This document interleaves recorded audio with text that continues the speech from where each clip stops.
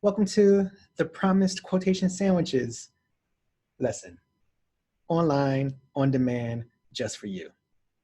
So, quotation sandwiches are ways to structure quotes. The strategy for a quotation sandwiches allows you to make a quote have a certain slant on it. So, it's a strategy used by a lot of journalists. So, especially in politics, you might see that a politician said one thing. We have the words there, we have the exact quote, but different pundits or different journalists can make that one quote positive or negative, and they can spin it however they want it to sound. And they'll use the quotation sandwich format. So let's get to it. Just like any sandwich, you have a couple parts to it. You have, let me see if I can point to it right. Yeah. So you have your top piece of bread. You have the meat of the sandwich. That could be impossible meat for you vegetarians out there. And we have the bottom piece of bread. So when I talk about quotation sandwiches, and especially when I'm marking papers for it, I'm going to refer to these three parts as first bread, meat, second bread, or top bread, meat, bottom bread. Like that. First bread, meat, second bread.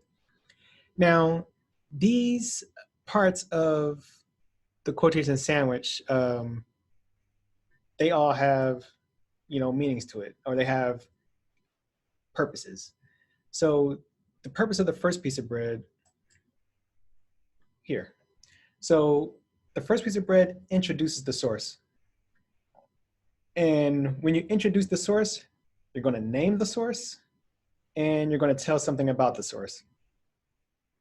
So name the source, tell something about the source.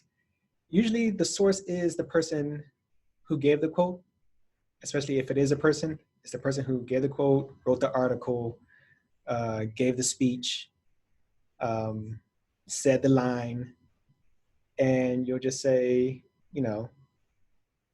such and such person is a very famous blah, blah, blah, and I love them for what they do.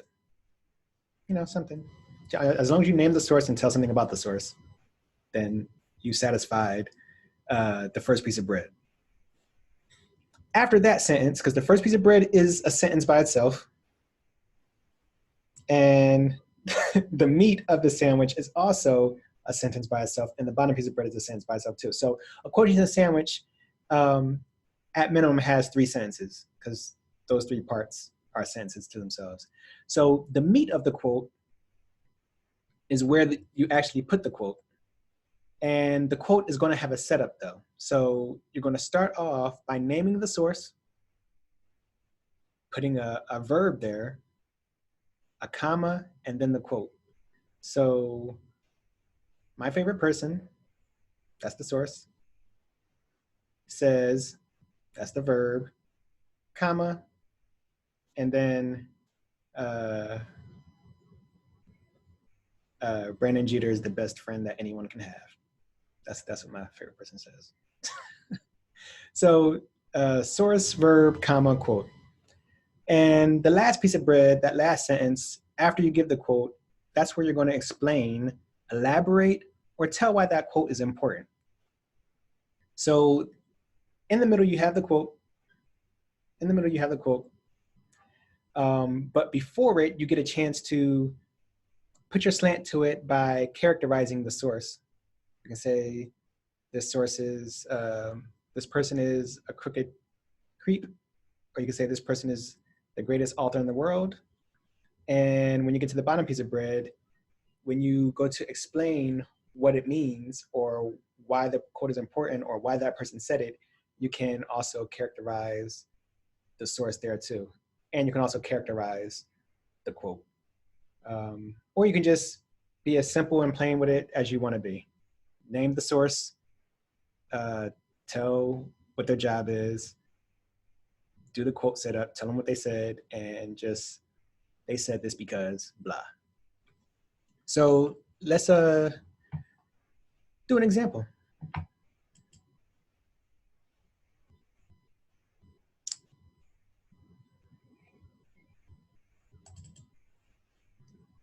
Bam.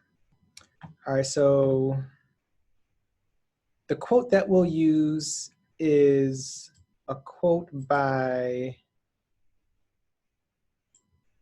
Dr. Seuss. The quote is, "Don't cry because it's over, smile because it happened."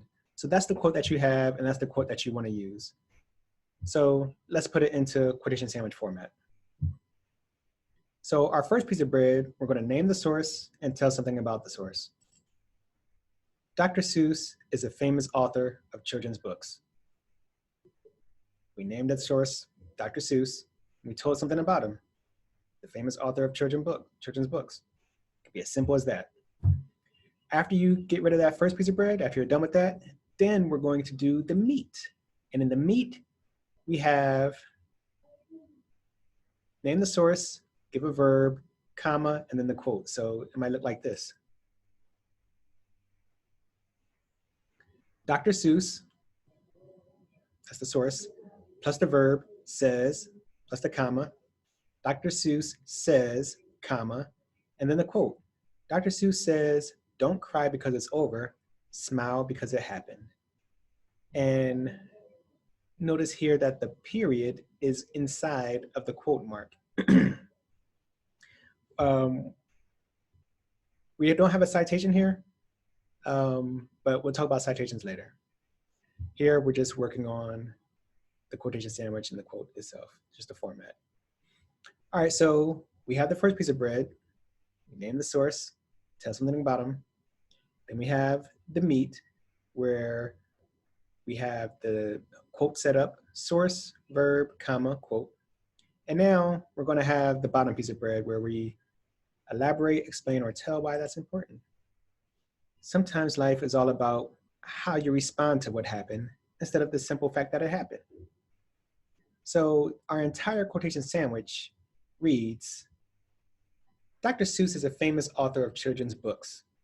Dr. Seuss says, "Don't cry because it's over, smile because it happened." Sometimes life is all about how you respond to what happened instead of the simple fact that it happened. And that's an entire quotation sandwich. That is the strategy that many journalists use to give a quote and put their slant on it. Now let's get back to, oh, there's more. So when you put this in your paper, so that you can see how this all looks all together, you have all three of your sentences together. Dr. Seuss is a famous author of children's books.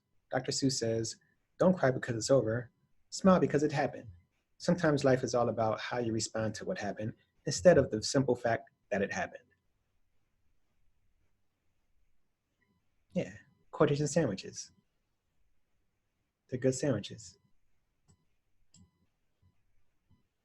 All right, so some things that I would like you to keep in mind when you're doing your quotation sandwiches. One, it's 3 sentences. 3 parts, 3 sentences. Only time it'll be more than 3 sentences is if your quote is more than 3 sentences. So just remember, it's 3 parts. If your quote is 1 sentence, it's going to be 3 sentences. The second part, second bullet, the first time you mention your quote, the first time you mention your source, mention the source's full name. Talk about Bill Clinton, then you want to say, when you introduce him in your first piece of bread, President Bill Clinton was the first president to admit to playing around with marijuana. And every time after that, after you say the full name of the person and the title, then if you want to, you can name them by their last name. So after that, you can say, Clinton says, blah, blah, blah, blah, blah. Um, but you would never just only use the person's first name. It's just a matter of respect. Only time you would use the person's first name only is if that's like their stage name, like Madonna or Beyonce or Screech. So yeah, don't always use the last name. In fact, uh, since Beyonce's been doing more things, you might just want to say Knowles if you're just going to use one name. Unless it's her music personality you're talking about. But if you talk about anything else with her, then I would use Knowles. And oh, when you do your the verbs in the meat, when you do the source, verb, comma, and then the quote, switch up the verbs. Like I said, Dr.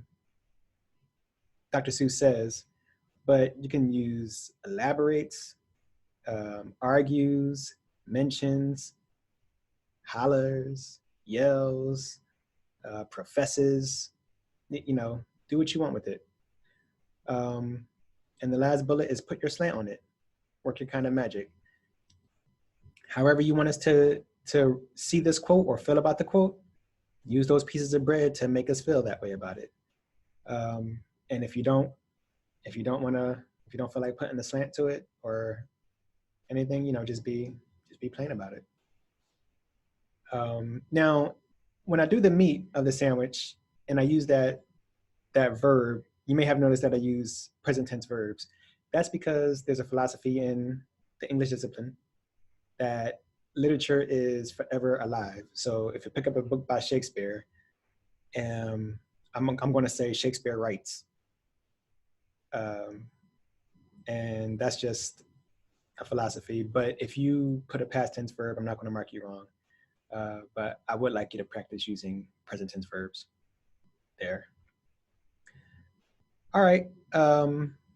That's all for the quotation sandwich format. So use the strategy, practice it, and we're going to use it in our papers from here on out. All right.